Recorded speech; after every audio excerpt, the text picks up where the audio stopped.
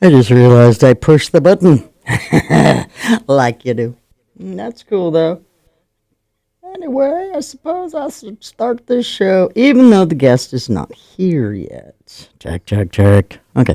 All right, so let's do that. And stand by.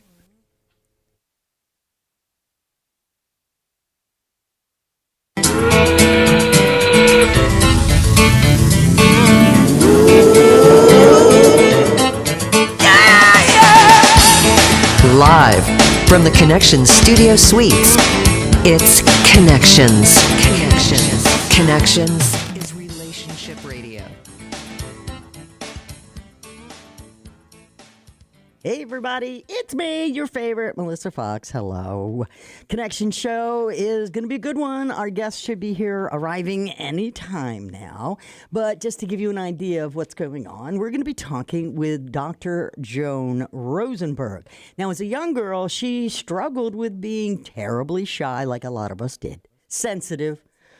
She struggled with bullying, a sense of not really fitting in with their peers. In short, she really had no confidence. Now, you know us here at Connection Show, or myself anyway, confidence. That's what we exude. And it's very important to have that. But here's the thing with Joan Rosenberg. As a girl, she saw confidence in people around her, and she wanted to understand it. She strived to understand this confidence, and yet she didn't. She wondered why they had it, and she didn't. What's the difference? And so this became her life quest. And now, as an innovative and leading edge psychologist with over 40 years of clinical practice and combining neuroscience and cognitive and emotion focused therapy, Dr. Joan Rosenberg absolutely knows what that difference is now. Why didn't she have confidence when other people had it? Well, we're going to find out in today's episode of Connections. Now, she did discover that having confidence has to do with whether you are distracting or disconnecting from any of 8 specific emotions. So we're going to have her discuss that and experience that through her words about what the deal is and why it happens. Now, as I say, she wondered why she, was subject to bullying and she was so sensitive and shy and didn't have that confidence. Well, she discovered it had to do with those emotions that I mentioned. Sadness, shame, helplessness, anger, embarrassment, disappointment, frustration, vulnerability. Those are all key. And whether you allow yourself to feel them, it's very important because confidence, well, apparently Dr. Joan has found this, and confidence has everything with your ability to know you can handle unpleasant emotions. See, what trips people up is suppressing those unpleasant feelings, pushing them way down. I don't like that feeling. And all of a sudden you start building on that unpleasant feeling. And what happens is they call it like a coping behavior or behaviors, which basically just avoids or perhaps creates a distraction that undermines our confidence, as well as our emotional well-being, our health, our stability, relationships. All of that counts into it. Even professional success and our ability to fully realize our ambitions, all based on confidence, all based on not burying unpleasant feelings. Now, I'm not making fun of feelings and emotions. I mean, those are important. They really are. Sure. Got to have them, or you're like a rock or a robot or something unfeeling. But instead of just feeling an unpleasant emotion, what we do is we create workarounds. And those are, again, the word distractions, avoidances that will limit our fulfillment. Think about it. Some of those distractions might include negative self-talk, putting yourself down, starting out and, well, if I wasn't so fat. Yeah, that's not bueno. That's no good there. No. Anxiety, addiction even falls into this. Yeah. So we're avoiding an unpleasant emotion. What are we doing? We're libating or drug of choice or what have you so that we don't have to express that feeling. And in having that, we also have difficulty expressing ourselves fully, setting boundaries, even realizing our dreams and such. That can be tantalizingly close.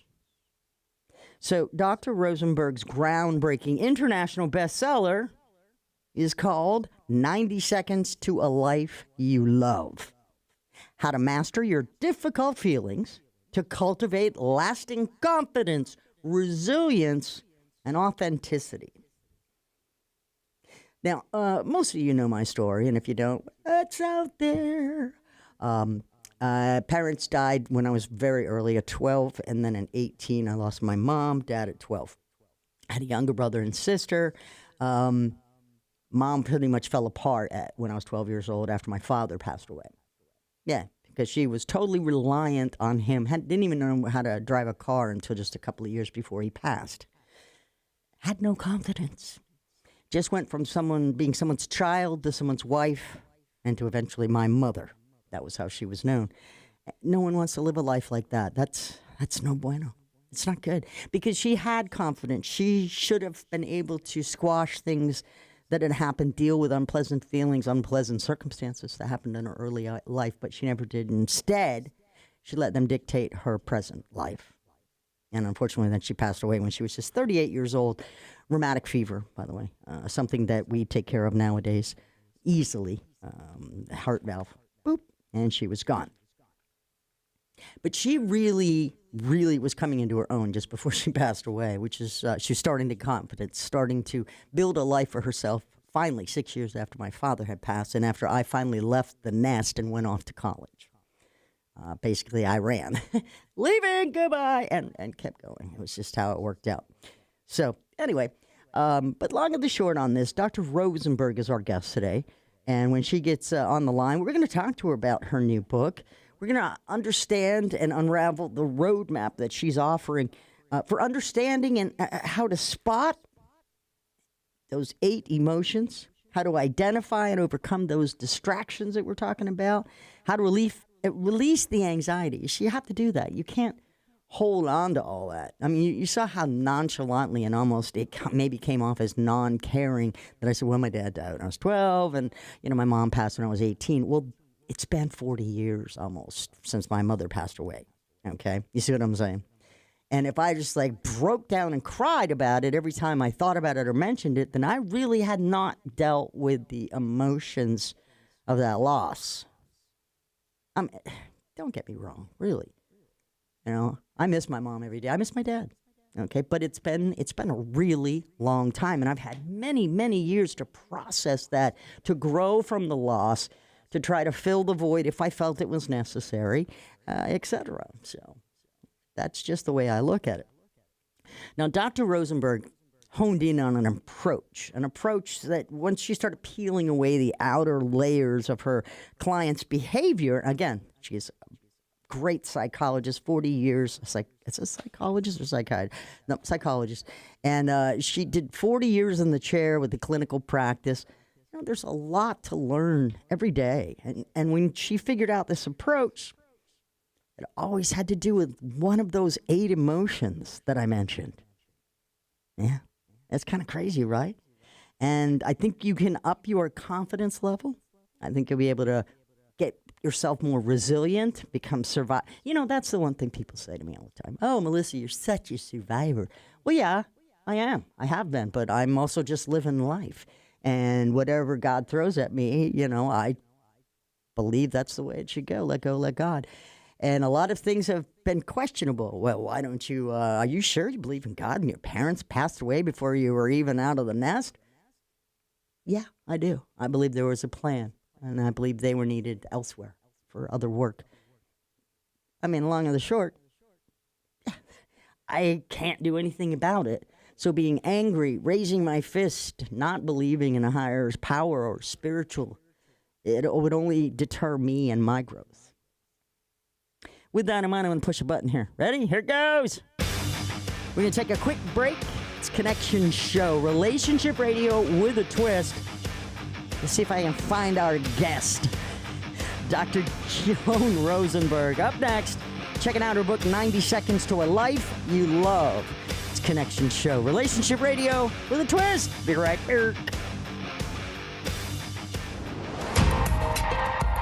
Connections is relationship radio.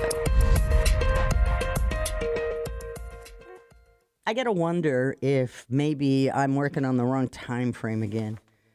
But she has all my information.